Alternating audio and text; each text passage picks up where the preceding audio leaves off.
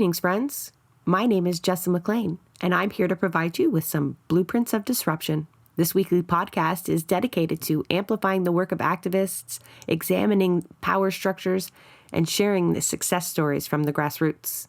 Through these discussions, we hope to provide folks with the tools and the inspiration they need to start to dismantle capitalism, decolonize our spaces, and bring about the political revolution that we know we need. Today's episode is a history lesson, a look into a time period our next guest calls Canada's era of rebellion. It's a part of our past the powerful would rather be forgotten. It doesn't fit with their necessary narratives, and it just might give people some ideas. We're not generally taught the stories you're about to hear in school.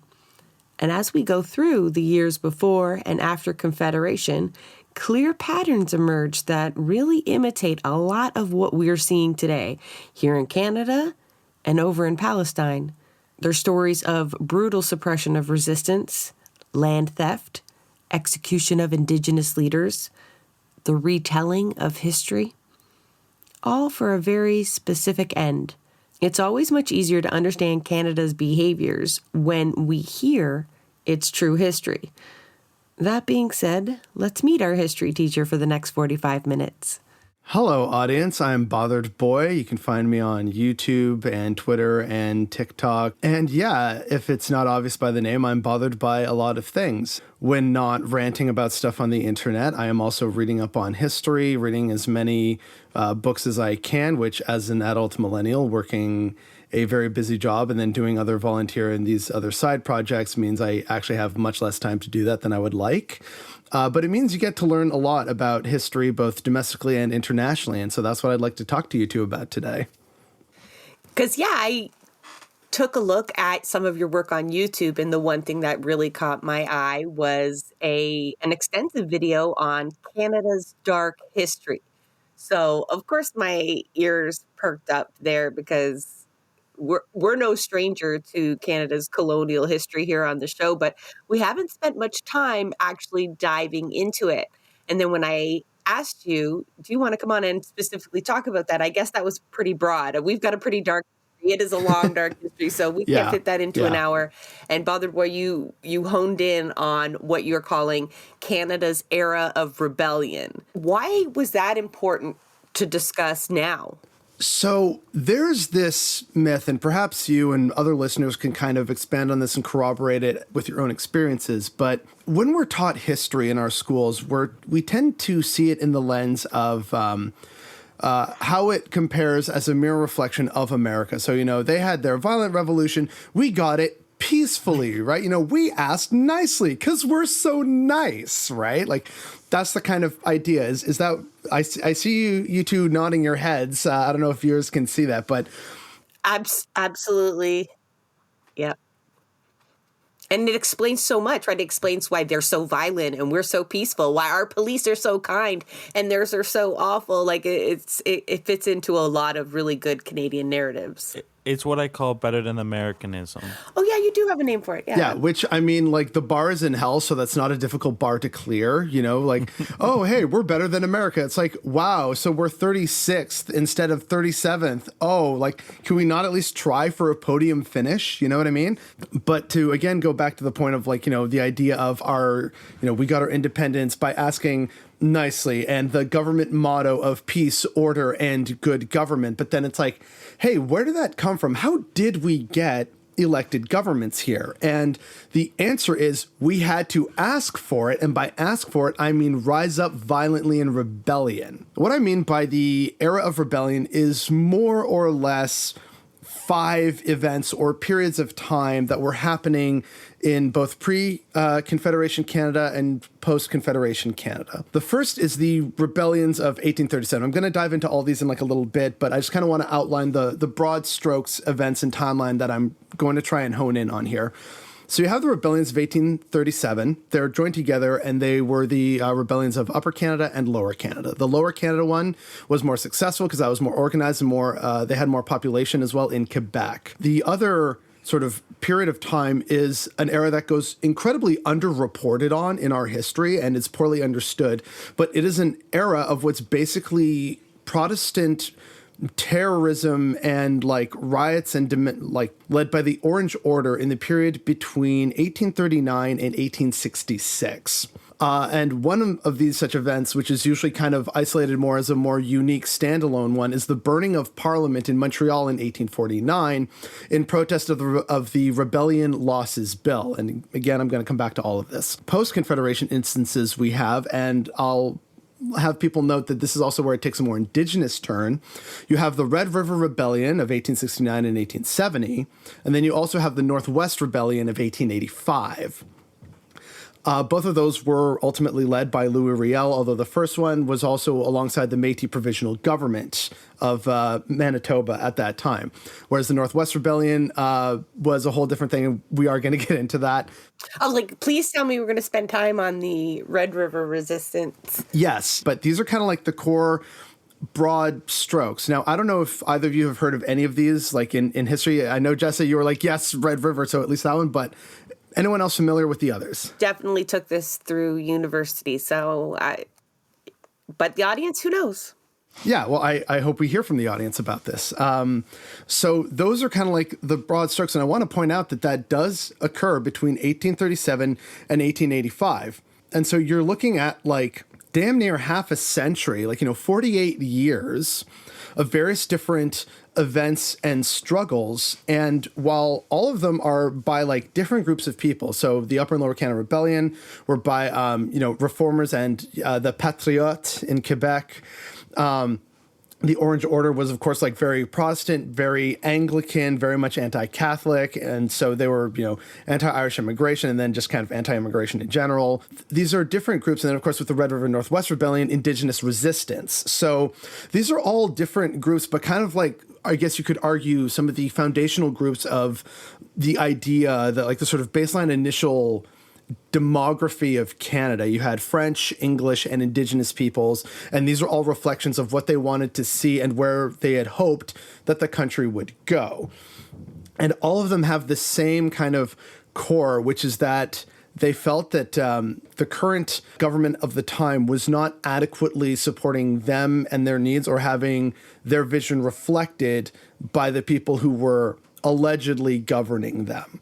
So we'll start with the Rebellion of 1837. That ultimately, to make things very simple without going into too much nitty-gritty politics of like a further few decades beforehand, was basically about a lack of political reform. In the wake of the War of 1812, two emerging kind of aristocratic groups emerged in Upper Canada and Lower Canada, what we now call Ontario and Quebec. And on what would become Ontario, you had the Family Compact. In Quebec, you had the Chateau Clique. The Chateau Clique was, even though it had a French name, it was mostly Anglophone, ruled by the Anglophone elites that had been brought in by the British in the wake of its conquest. But there were also members of the French seigneurial, feudal class that also saw that their interests were best served by joining this group. And so there were French people in there and had some influence, which is why it was seen as separate from the Family Compact. But ultimately, at the end of the day, these were two largely Anglophone, pro-British, pro-monarchy groups. They were pro-liberal capitalism and, crucially, anti-democracy. And so they refused any kind of real accountability for governing of these colonies up and through to the lead up of the rebellions of 1837. Now, there are some scholars who suggest that these rebellions should be seen as part of the wider, what are known as the Atlantic revolutions. That's the American Revolutionary War, the French Revolution, the Haitian Revolution, the Batavian Revolution, the Irish Rebellion of 1798, the Spanish-American Wars of Independence. So like all this was kind of happening around the same period of time. And I don't disagree with that, but I also want it to be seen as kind of like the start of Canada's own ongoing era of rebellion that would ultimately help shape and form the Canada we have today, for better or worse. When we've talked to folks we spoke to someone who had fought in the IRA or had been in the IRA and trying to explain how you get to a point of rebellion. And it's usually a mixture, obviously. You get there because of the oppressive conditions in which everyone is subjected to, right? That's how you get critical mass, because everyone is experiencing a wrong, an injustice. You live and breathe it, and the enemy is clear, right? It's in terms of all of these that existed, but you don't you aren't successful and you don't gain the courage to perhaps go there without historical references, without being shown previous victories. So it's usually a combination of both historical influence, right? Because Danny Morrison was talking about just reading about all of the revolutions that had come right before them, the tactics, how they got there, what they did wrong. And it really did form how they visualized what could be possible and how to do it.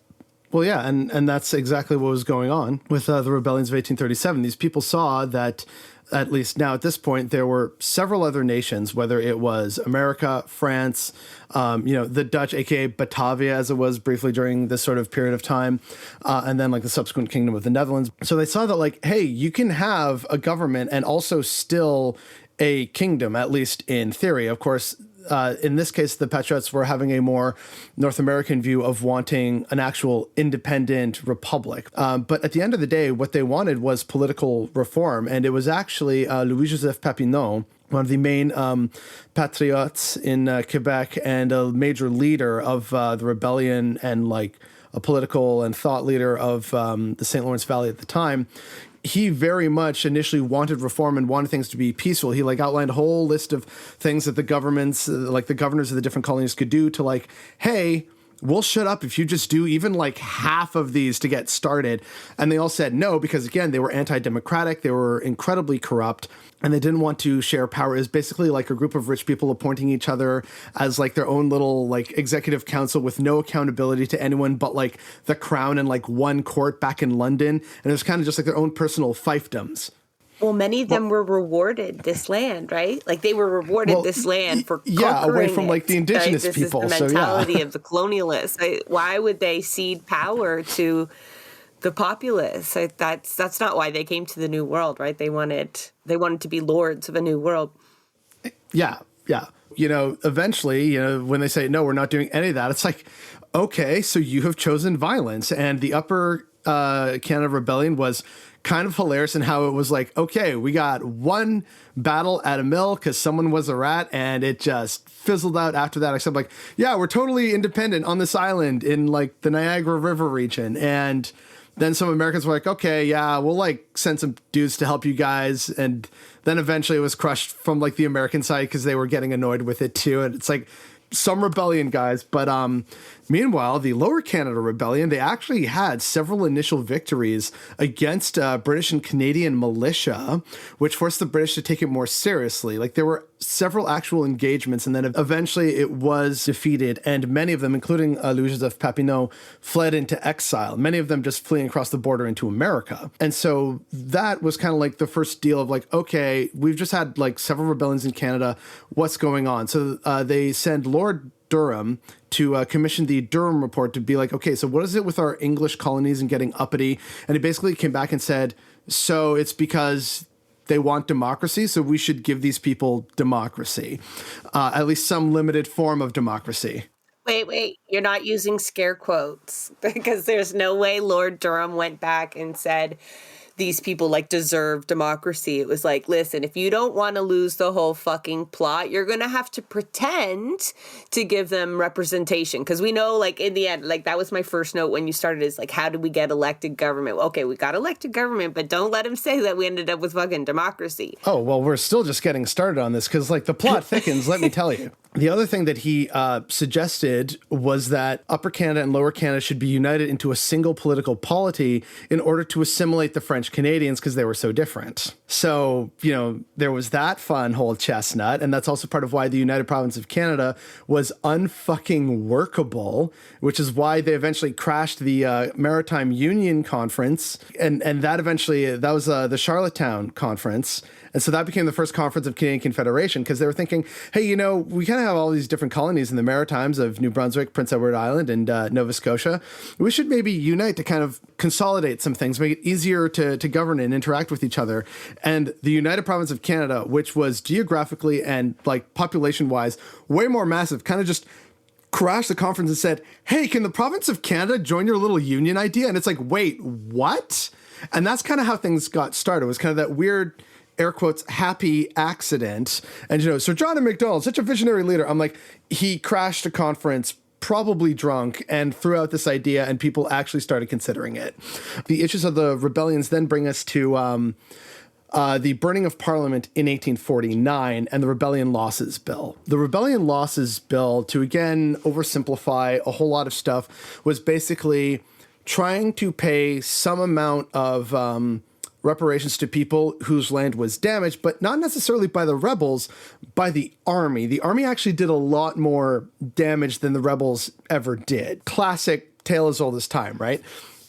But the other thing that the Rebellion Losses Act or bill or whatever would also do was allow clemency for most, not all rebel leaders, but most, including Louis-Joseph Papineau and like other notable leaders, to return and be granted amnesty. So they wouldn't face jail time, not necessarily saying that they would, be popular or even not have to deal with violence or threats of violence, but at least like, if you come back, we promise not to imprison and or kill you, was basically it. Papineau was still very popular in Lower Canada. He had really no issues. And that's part of what pissed off the people who eventually burned down Parliament in 1849. It was actually the Tories, and again, members of the Orange Order in Montreal. So Montreal was still at this point very diverse, but it had a significant Anglophone component by this point in time, because at this point we're talking like 50 years or so after New France became part of the British Empire.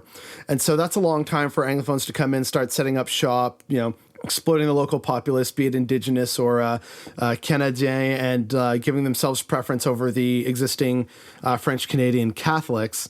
And so they were really mad about this idea of letting, traitors back. And they also didn't like the idea of providing compensation for the actions of the army. They saw that as a sign of disloyalty to the crown, because again, this is the Orange Order. They are very Protestant, very pro-monarchy. They're just awful.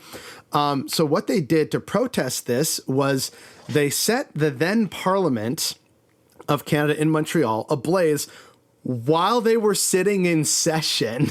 And of course, the fire spread to other corners, and the protesters had allowed firefighters to address the blazes around. But if firefighters tried to get to Parliament, they said, no, absolutely not. There's a different building over there that needs your help, not this one. And as much as I hate the Orange Order with every fiber of my being, I have to, hashtag gotta give it to them on that one point of no, you know what? This building doesn't need your help. The others do. That I do respect. But yeah, that then brings us to the wider context of Orange Order violence, which again kind of really picked up in the wake of the rebellions, because they were like, man, these Quebecers, these French Canadians, the Canadiens, the Habitants, they are just way too uppity and way too Catholic, and they don't love the monarchy enough. So we're going to make it everybody's problem now. During this period of pre-Confederation history was some of the worst political violence ever seen in Canadian history. And to also tie it back to the rebellions and the idea of responsible government, we have the Fathers of Confederation, but very few people know about or appreciate the Fathers of Responsible Government in Canada, which is Robert Baldwin and Louis Hippolyte Lafontaine. These two guys had to endure so much shit fuckery and threats of political violence and I think even Hippolyte Lafontaine had people shooting rounds into his house and would accost him in the street, and he had to physically fight them off, because these two were trying to get responsible government for all peoples, including of course the French Canadians. Not all peoples. Well, okay, all the citizens and the white people at this time. Because at that same year in 1849 is when women were explicitly denied the vote. Yes. Right. And the same year they burnt the parliament. Yes. No. That's just the nice, good white landowning men. Of course. Yes. That's the caveat here in terms of this time. But the idea of the French having any kind of responsible government and therefore some accountability to the people governing them really rubbed a lot of awful people the wrong way. And so in this period of time, the Orange Order was responsible or involved for no less than 29 riots in the city of Toronto alone, 16 of which had direct political inspiration. And that's just in Toronto. Toronto at one point, even like at the turn of the century, in like the 1890s. Wait, who throws a riot without political inspiration? What were the other ones for then? Just shits and giggles? Like, the direct political inspiration was more for like deliberately trying to stop polls and elections from happening, or some political leader was saying, no, we shouldn't let these people or like this bill through. And it was kind of like stochastic terrorism is basically the diplomatic way of saying like direct political inspiration here. And then the other instances were more like local Orange Order. They had, instead of clubs, they had lodges. And these were usually pogroms against Irish Catholics, because a lot of these people, they came from Britain, but others were also Protestant Irish.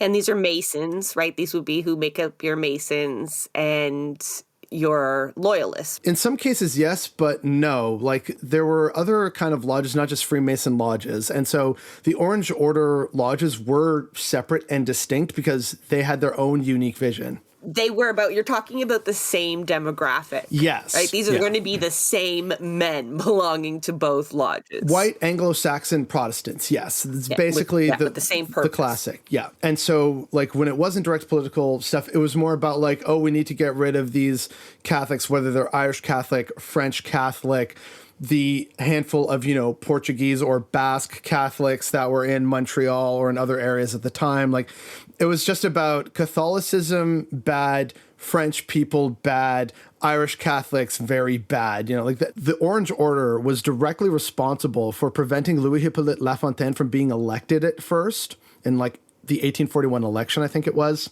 Because they had so entrenched themselves as a position of power in pre-Confederation Canada, there was basically a combination of gerrymandering and actual poll violence. Like, you even had newspapers sometimes saying, we need to go out and hold the poll to prevent people from declaring their vote. Because back in that day, in order to vote, you actually had to like physically go and declare your intention to vote for someone, and that would be marked in a registry. And so a lot of poll intimidation was used because there wasn't like secret ballot casting or anything like that. So, like, you know, strong-armed people, sometimes even armed with weapons, would try and prevent people from going into different polls in a riding and voting for the actual candidate they would want to see. So, yay, democracy in Canada, even though we already had technically by this point in the different colonies gotten responsible government. And so that's kind of like, yay, we have democracy, but now we have a ton of political violence. And that never gets mentioned in our history books as like a thing we had to deal with for decades. The Orange Order then like set their sights in on Baldwin even more hard. Like, they had already had it in for him before, but now they were like, oh, absolutely. And so due to outright poll violence and like attacking Baldwin indirectly, and also some of his allies, like political allies, directly, the Orange Order forced Baldwin to have to like run, I think, in Rimouski, which Lafontaine helped him with. And so that was kind of like, you know, good to see of like, oh, hey, some English Canadians aren't all bad, and not all French Canadians are completely, you know, isolationists, etc. So it's like, oh, look, maybe we could work together. This glorious dream of French and English working together. But the Orange Order also especially hated Baldwin because he sought to outright outlaw them as an order and their violence in 1843, because he had had enough after like decades of seeing their violent ways and basically like domestic terrorism. He was like, yeah, no, this organization has to go in the name of peace and democracy. And of course they didn't like that, and they managed to actually stonewall him a few times. But in a weird way, because of how weird the United Province of Canada was, they were able to actually find him a seat to run and win in what was then Canada East, which is now Quebec. So, you know, I find that that's never mentioned enough of like, hey guys, we should maybe talk a bit more about the Orange Order basically doing a lot of like election intimidation and like violence and domestic terrorism, including arguably the burning of Parliament. So it's like, yeah, can we talk more about Canada's weird period of Protestant terrorism? So there was that.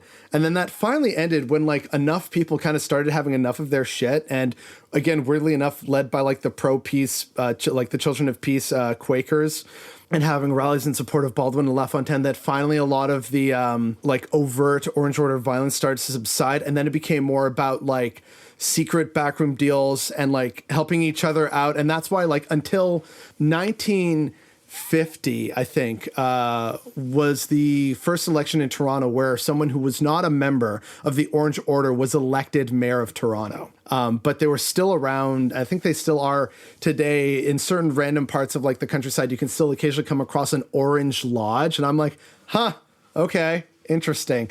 And again, crucially, many members of the family compact and some members of the Chateau clique had a very Tory-minded outlook. Same with the Orange Order. And so between the family compact, the Chateau clique, and the Orange Order starts to eventually coalesce into like the official kind of form of like Toryism in Canada, which became the like various iterations of the Conservative Party or conservative parties, which is also why they are known by the nickname Tories. Fun fact, kids, Canada's conservative political class stems from these three awful, anti-democratic, anti-immigration, anti-Catholic, anti-indigenous groups.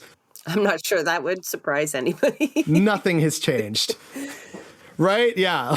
But just that it's like, that's the lineage that no one ever really talks about. It's just, good values that came together. I'm like, no. Well, fun fact, just the other day we were shitting on Pierre Poilievre. And as one does. Yeah, and when he was minister of some bullshit ministry aimed at democracy, one of his goals was actually to change who gets to decide the poll supervisors. So just as you're talking about Orangemen supervising polls in their own way, he thought the victor should get to appoint the next poll supervisor for the election. So that's just a throwback to that's not his homies in the at all. Orange Order there. That was amended out, the Senate even saw through that, but yeah. They haven't changed much. Yeah. Side note, there's a weird reason why like Canada like initially deliberately chose to have an unelected Senate, but we tell our audience that all the time, is to protect the rich, and they've said so explicitly. Yeah. But yeah, so then finally at this point, we're getting into Confederation finally happening. But now there's like some new challenges going on. And of course, like in the backdrop are the Fenian raids, but those are mostly Irish American. So I wanted to kind of hone in on sort of more domestically driven things. So this brings us to the Red River Rebellion. Resistance, I guess. Yeah. and I was going like, you're kind of spoiling it a little bit. Sorry. Because there's a reason why it's called Rebellion, or how the name Rebellion stuck, even though it's kind of not really apt when you learn what actually happened. But that's part of why I wanted to get into it. So spoilers, Jess, spoilers. I just like to yell the word resistance. Don't worry. And what a resistance it was. I mean, well and truly. This area, which would become Manitoba, was, of course, inhabited for millennia by indigenous peoples. And then with the arrival of predominantly French, but also some Irish and Scottish voyageurs, coureurs de bois, fur traders and trappers, that allowed for very interesting intermixing, which is how you get the Métis, which is why they're seen as their own sort of one of the three distinct indigenous peoples of Canada. You have the First Nations, the Métis, and the Inuit. These are all seen as distinct for various different reasons. They had settled here in this land, which eventually had become, like, air quotes, owned by the Hudson's Bay Company, and it was the entire Hudson's Bay watershed. And so that was all property of what was then a massive and incredibly rich and successful corporation, which is still around to this day. HBC still exists. Sort of. Like, it's weird to think about that. This is like... We're killing them out slowly. I know, but still, it's like this thing has been around for like 350 years, and at one point, air quotes, owned like damn near 50% of Canada's land mass. Like, it's weird to think about. Rupert's Land is what it was called. So then, these people had been living there, and the HBC was kind of like, yeah, whatever, just give us the furs, and it's fine. We don't really care. And then, wary of American expansion, and then also bringing in BC as a province, like, oh, hey, we got to connect the West and the East. Got to make this happen. Got to complete the colonial project, the British colonial project. Got to connect it east to west. The railway. What ends up happening is the government of Canada says, okay, we should buy Rupert's Land from the Hudson Bay Company. And so the HBC, already making money, just makes even more money selling off land that wasn't theirs, that they're already exploiting. And they kind of just left the people who had mixed and settled there in the lurch. especially the Métis, who settled in the Red River area. And so what ends up happening is that the government of Canada starts sending like surveyors there to kind of be like, oh yeah, hey, we're going to see if, this land is right for settlement and or basically like internal colonization, for lack of a better term. And the Métis were like, hey, what about us? We've kind of already lived here. Some of us have farming communities. Many of us still hunt buffalo. And I just want to say, like, it was actually really organic at this point, too. A surveyor was caught on what someone considered, their land, and they called their neighbor over to be like, what the fuck? And you know who their neighbor was? Louis Riel. Discovering this, that's how he started. His neighbor calls him over and says, look what they're doing here. And, I like that part because everyone could be that, you see something and you're just like, what? No, this isn't your land to sell. Like Hudson Bay, $1.5 million they're going to take from the government of Canada for land that isn't theirs. So here you have the conditions of oppression and injustice and a clear enemy, and continue. Well, yeah. And what was also making the Métis nervous was that, they had never, because it was, again, all private land by the Hudson Bay Company, allegedly, they didn't have like actual, title to their land that they could show to the government of Canada to be like, yeah, see, this is certifiably mine. But they had what was at the time known as right of occupation. But with the land surveyors coming and just not really paying attention to them or respecting them as a local community at all, because Canada was just being like, oh, hey, we can send a ton of farmers from already currently crowded Ontario out west to the prairies. So we'll just like send Anglophones from Ontario through the north on like, railroads or up with canoes and whatnot. We'll just portage all the way out there down the Great Lakes and everything. We'll just, steamboat, etc. Just get a whole bunch of Ontarians out to the mouth of the prairies. And the Métis were like, hi, we're here, please and thank you. We have our own history, our own communities. Everyone think of Gaza, though, at the moment, right?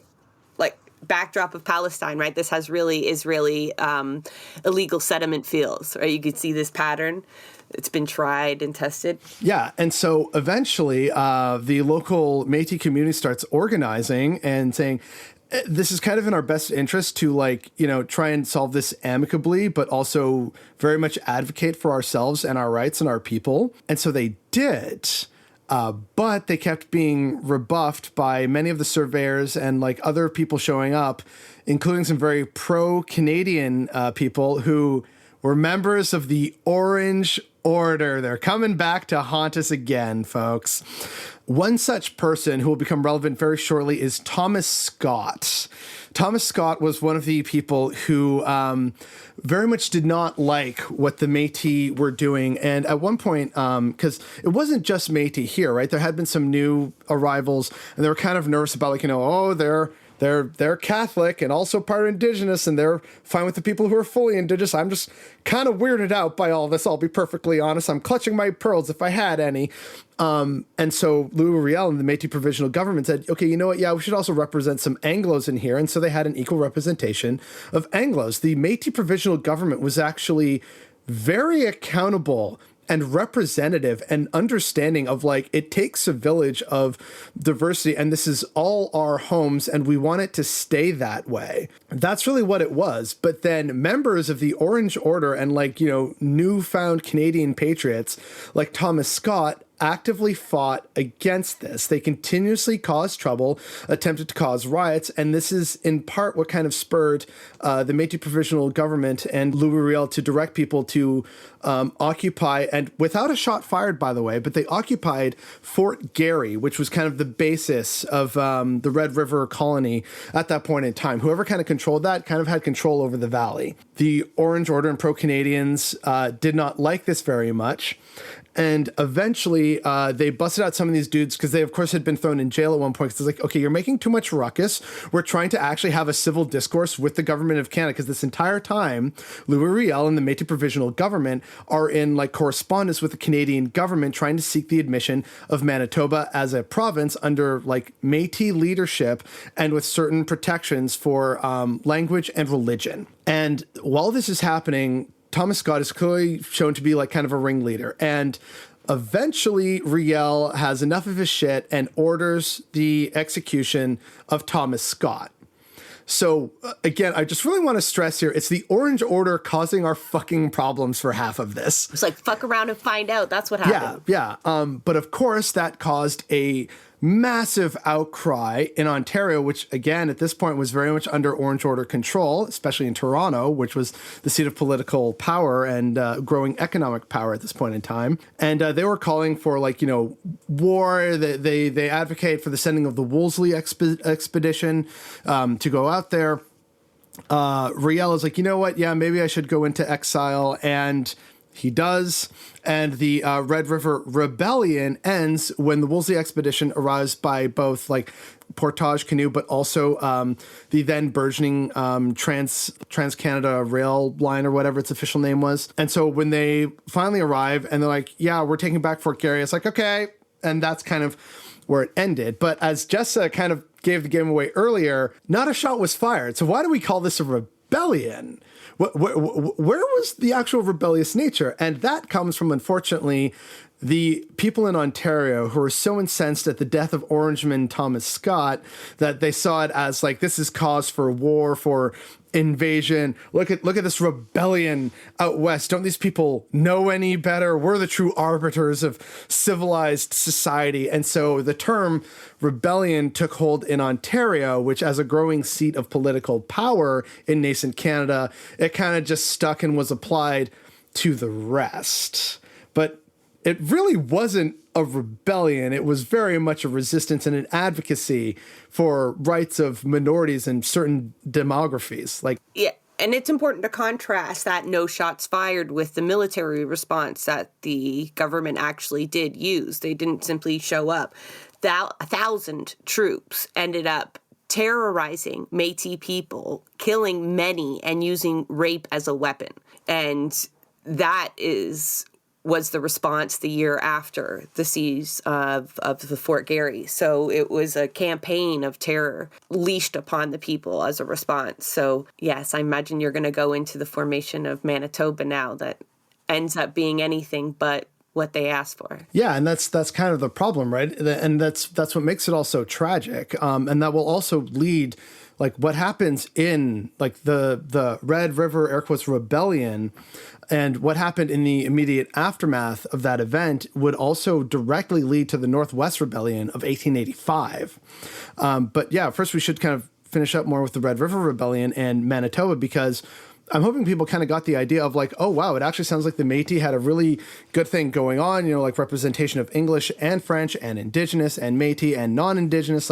This is all our home. We got space. We can share. We can govern. And we also want some protections for minorities that we know, such as we want education in French for our Métis children. And we also want the Catholic Church, because we've seen what's happened in eras of Orange Order, influence and control. We don't want that here. So we also want some protections for the emerging Catholic Church on the prairies.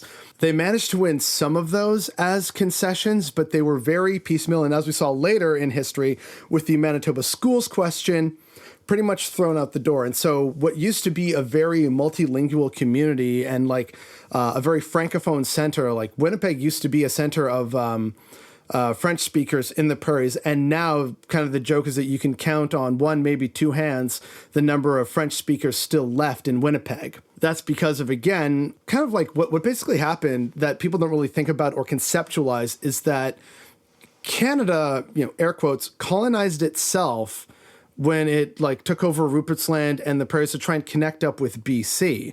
That's why the Northwest Mounted Police were set up, and people forget that their first issue helmets were the colonial pith helmets that are associated with colonialism in Africa and India, because that's what it was. They were sent out to kind of pacify the prairies and kill the buffalo to make the indigenous people sedentary and dependent on government assistance and support. And that's why the government started withholding food from indigenous people, forcing them to go into reserves in order to then get still substandard, awful food. No one really thinks about that enough, that this whole area, in order to prevent America taking it, and in the name of, for king and country and air quotes, peace, order, and good government, Canada just colonized the prairies with people from Ontario and then also immigrants. Like that's part of why the prairies have such a Slavic influence to them, especially with Ukrainian and Polish groups in the prairies, is because they were taken they were invited over by the Canadian government in what was known as the Last Best West campaign. You know, free land. Hey, free farmland. Yeah, free land that isn't yours. And just like, here you go. And it's so funny that when we're taught history, that is sold still as a positive, that was such an innovative idea. And as a, especially someone who's not like house secure, if someone tells you that, oh, everyone was just given a plot of land, you could build a house, like there was the inherent problems with that were never discussed to people, that wasn't land to give out, that it created a lot of political tensions, that it was deliberately designed like demographically to, whitewash areas of the country. But yeah, it's still just like it was the state being generous, right? Just handing land out for those frontier pioneers, right? Pioneers are still very much the term that's used in history books rather than settlers or colonialists. It's a very heroic kind of term. When one starts to realize the history, it's not, and it shouldn't be termed, pioneers. I always like referring to Samuel de Champlain as like, the world's first French tourist, but because it's like, oh, look at all the stuff he explored. I'm like, he had guides. He was being shown around. Like what? He didn't discover. He was taken on a big, expensive tour. Like with that, though, Fort Garry and then what eventually becomes Winnipeg and the province of Manitoba starts to become this hub for settler expansion ever further westward, and it becomes increasingly anglicized because, we got to hold that in the interest of the greater Canadian state project of being, again, largely white, Anglo-Saxon, Protestant. This would ultimately result in so many of the initial promises and hopes for the provincial government of Manitoba to be completely undone within the span of a decade. And at this time, there weren't other provinces in the prairies, but there were districts. But like all of these were still considered the Northwest Territories. These were just districts that they were parceling off to kind of try and administer better. The reason why the District of Saskatchewan is important is because it's the setting for the Northwest Rebellion of 1835. So recognizing that like what's going on in the prairies is a hashtag and like capital B bad thing, the Indigenous people start to fight back. This is where you have chiefs like Big Bear start to actively fight for renegotiating the terms of the treaties that they had signed because the treaties were not being honored by, again, the nascent Canadian government. So Big Bear is someone who people should be more aware of, and the idea of starting to actually coalesce and organize resistance up to and including armed resistance against this settlement because they were not honoring the treaties, they were not protecting the Métis, and by this point, again, because the idea of like, we got to, settle the land, i.e. farming, they were getting rid of traditional land management techniques. They were also, in order to facilitate this, mass killing off the herds of buffalo, which would also then facilitate them to say, oh, hey, Indigenous people, this is why you need to go to reserves and we'll give you food there. That was the plan. The forced, desettlement and like forcing into reserves of people, because not enough people realize that reserves aren't like little chunks of like Indigenous land that were left over. They're federal land. Indigenous nations don't hold title to reservation land in this country. So it's an imposition by the federal government to try and get them to be like, yeah, over here, away from the nice white people and the really good land and like potential economic opportunity. And so with all this backdrop going on and the recognition that like the promise had not been kept in Manitoba, the District of Saskatchewan, which saw at that point a fairly significant chunk of population, in part because that district has very good soil. It's a kind of black soil that is excellent for farming. And that's where the conflict blew up. The Métis and Indigenous nations rose up to fight back against this. And this is also where Louis Riel returns from exile. They initially got some very good key victories against the Canadian militia. But then that results in the Canadian government taking it a little more seriously and sending more troops. It was a 4-day brutal siege of Louis Riel and Métis and Indigenous forces that finally ends in their defeat. And it also results in the largest mass hanging in Canadian history. which is something that never really gets mentioned enough, is that in the aftermath of the Northwest Rebellion, 8 people were hanged in like a single day, like no real excuse for justice or any kind of human decency. Just, oh yeah, no, we have to send a message. And it was the largest mass hanging in Canadian history. And even though there were many people in Eastern Canada, particularly in Quebec, who were pleading. And those were of indigenous, like Métis leaders. Yeah, because that was they were the leaders of the rebellion. There was calls for clemency, especially in Quebec, having some sympathy with the plight of their fellow French Canadians, and the sort of extended family, perhaps, of the Métis having that French connection.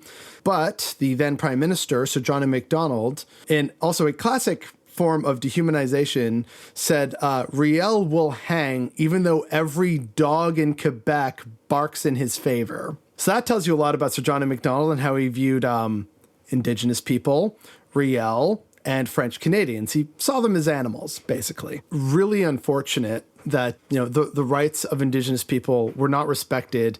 And in the case of the Northwest Rebellion, it was an actual rebellion. It came to violence. And even then it was repressed brutally so, when the cause of the rebellion was, we want you to uphold your word. We're looking for representation and some protections. That was kind of like the last real sort of element of a rebellious nature that we would get until, again, in the Manitoba Prairie area, the Winnipeg General Strike in the 1900s. But that was more about workers' rights, and it was all mixed up with like the economy and the war. And so I tend not to include that within this. It feels like that one's definitely more of a working class and labor movement thing. That's 40 years later, right? Yeah, and it is much later, whereas like all these other events, for someone, you know, born in the 1830s, by the time they had become a full-grown adult and probably passed away, they would have seen and heard about a lot of conflict happening throughout what was now the new country of Canada.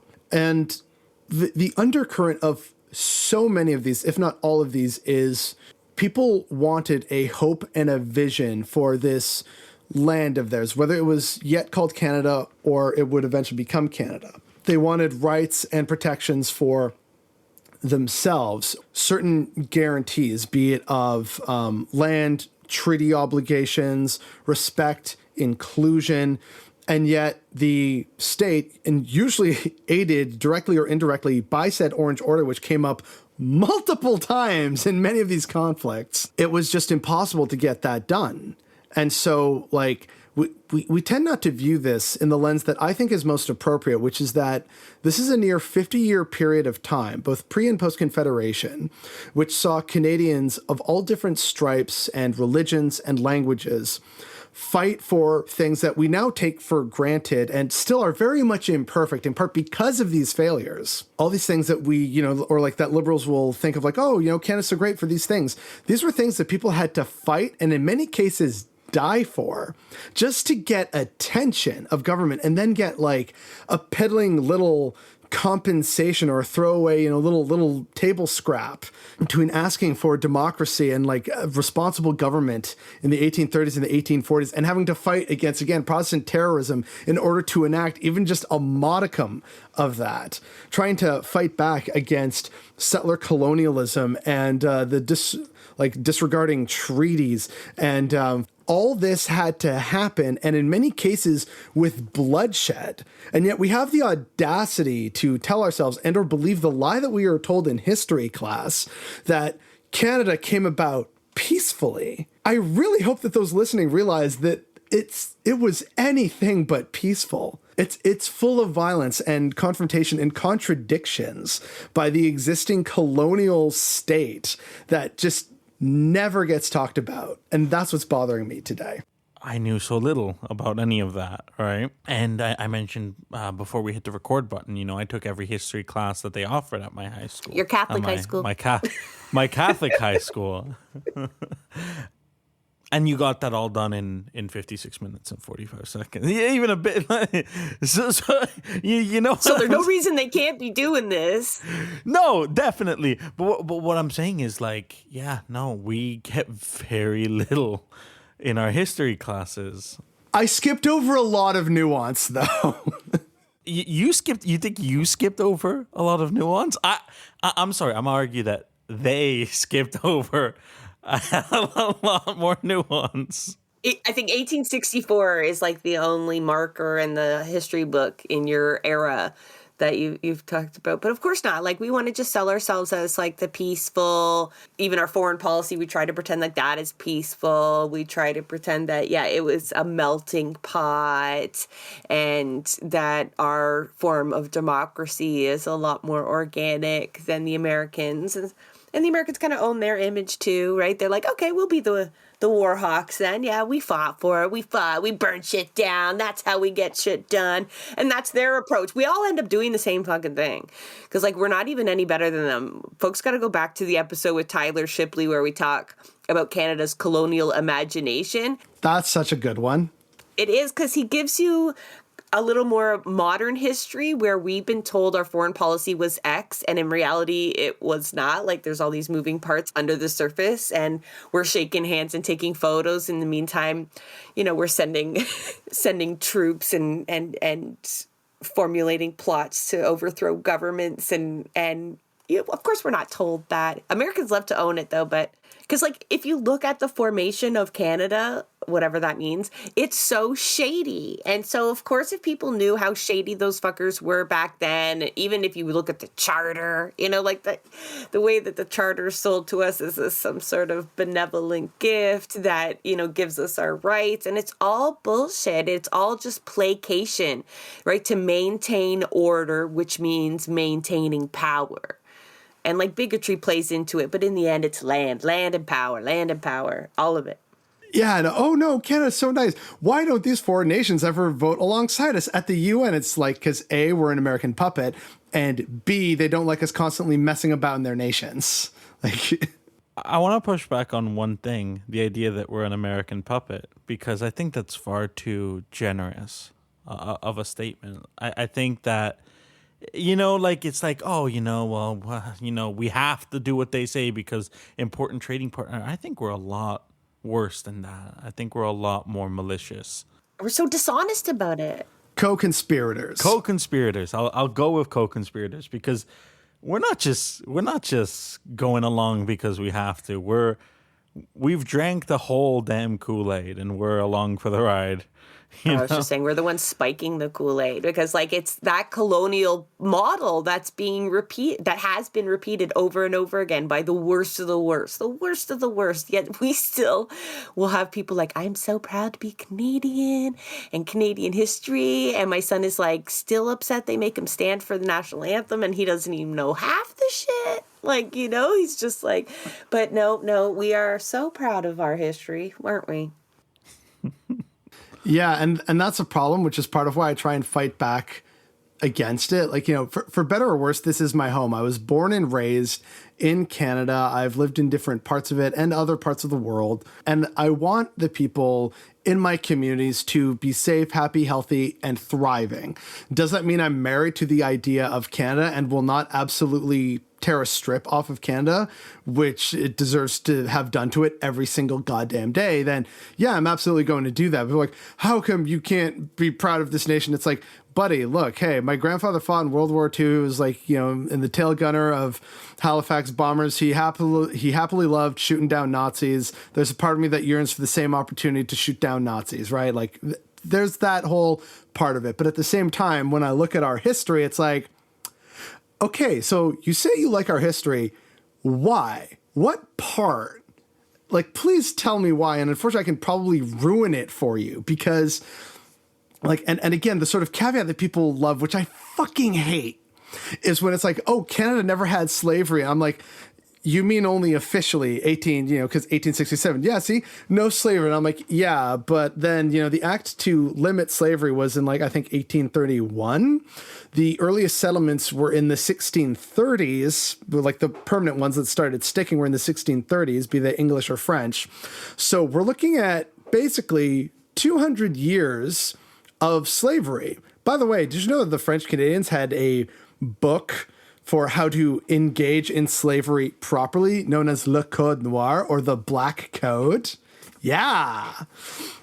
Some people actually reveal how much history they know, they just disregard, because you'll hear the same people making that argument. It's not Canada's problem. That was with the Crown. So you do know. So you kind of do know exactly what has happened. You do have Canadian history in your brain, like the rudimentary stuff, but you just kind of pick and choose which you're going to apply. But we don't even have to look at history in terms of slavery. We can look right now, right? When it comes to a temporary foreign worker program, which has been described as a modern day form of slavery. When I was out for dinner with my partner's parents last night. They're conservatives, and we were talking about migrant workers, and they were literally like, "That's slavery." I didn't even use the words, and they were like, "That's slavery. How can we allow this to happen?" Wow, good for those conservatives. That's a phrase I never thought I'd say. You were practicing your rant with them, were you? Oh, I've done seed planting there for sure. Let me just. But it brings up the phrase, those who don't know history are condemned to repeat it, right? No. We repeat it anyway. It's a model. We're just cut and paste. I don't always love that phrase because I think it has a bit of a history is a series of progress point of view to it, where it's history is bad and the future is good, and we must learn what happened to history so that the future can be good. But it's no, actually history also had good stuff that we can probably learn from, and so we some of the history I'd like to repeat maybe, but anyways. That's exactly right. But they craft our history books with a very particular purpose, right? I was talking to someone about this a while ago on an episode of Progressive Profiles that has yet to be uploaded because I'm so swamped with everything. But we had kind of touched on Canadian history and shared British colonial history. And one thing that came up, surprise kitty, yay. But one thing that came up was how Canadians teach history and sort of what's the message? Because there's a really good book out there. In fact, I think it's here on my bookshelf. Yes, hang on. Oh, so handsome, so cute. So this is a really good, pretty easily digestible book called The Uses and Abuses of History by Margaret Macmillan. Honestly, I was able to get through this in a single uninterrupted evening. It's not too heavy and stuff. I think it's pretty easily accessible and digestible for a lot of people. And it kind of just hones in on the idea of how and why countries use history to their advantage or to try and sell a story or a narrative, and how it's also a reflection of what they like or how they see themselves, but also what they're most afraid of. And so then after reading that book and thinking, okay, so what is the context in which we Canadians teach ourselves history? And you realize very quickly that it's about pushing all our bad stuff under the rug for the purpose of you want good, proud people. So there's always that element of history to try and make proud, happy little patriots of your country in the interest of preserving power, right? But then the other aspect of that I realized is that it's also trying to tell the story of Canada's almost divinely ordained ascendancy into first world, modern world, middle power status. Here's the story of how we succeeded. It kind of Canadian history kind of reads we started from the bottom, hard scrabble, almost borderline American dream, but it's the Canadian dream, don't you know? To get it to and look at all this great stuff that we have now. It's because, all the good stuff that you're learning about in your history books. So we just need to do more of that and not engage with it meaningfully in any way. And it can happen to you too in this glorious land that you should be super proud of living in. And I'm like, oh, cool. So that's it. So I highly recommend this book. It's pretty good, pretty digestible, and will hopefully help people kind of think about history, not necessarily in a new lens, but just in a more understanding lens of what it means and how it's used, especially by people in power, and what that says about their goals, but also their insecurities. And then people can use that to make their own informed decisions and find ways of, commenting on that, fighting back against it. So yeah, it's a good book. I recommend it. Thank you, Bother Boy. Thank you for having me. That was Canada's era of rebellion. We wish it had lasted longer and was more successful. And we wish it had been more successful, yeah. Another chapter in Canada's dark history. One that I definitely expanded on more today than I did in that video. It is also a good video. People should go watch it and maybe throw me some Patreon dollars because it was expensive to make. I had to hire an editor. Wink, wink, nudge, nudge. But yeah, with that said, though, thank you both. I'm so glad I got to actually finally meet y'all and talk to y'all today. I love this podcast. So I'm feeling very giddy of like finally being able to be on here along with some other cool people that I know that have been on here. So I'm like, yay, I'm part of the Cool Kids Club. That is a wrap on another episode of Blueprints of Disruption. Thank you for joining us. Also, a very big thank you to the producer of our show, Santiago Halu Quintero. Blueprints of Disruption is an independent production operated cooperatively. You can follow us on Twitter at BP of Disruption. If you'd like to help us continue disrupting the status quo, please share our content, and if you have the means, consider becoming a patron. Not only does our support come from the progressive community, so does our content. So reach out to us and let us know what or who we should be amplifying. So until next time, keep disrupting.